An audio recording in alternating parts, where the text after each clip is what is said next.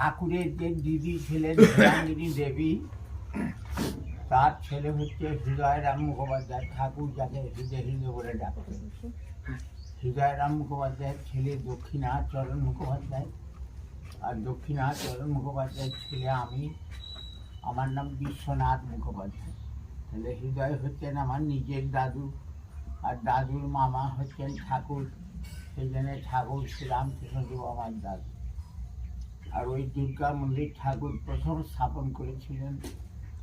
ঠাকুরের বয়স তখন 13 বছর। হেমাঙ্গিনী দেবী তার দিদির অনুমতি নিয়ে এই মন্দির প্রতিষ্ঠা করে নিজে হাতে দুর্গা প্রতিমা তৈরি করে ওখানে 3 বছর পর পর পুজো করলেন। 13, 14, 15, 16 বছর বয়সে ঠাকুরের যে বড় দাদা রামকুমার চট্টোপাধ্যায় ওনাকে দক্ষিণেশ্বরে নিয়ে চলে যায়। তো 16 বছর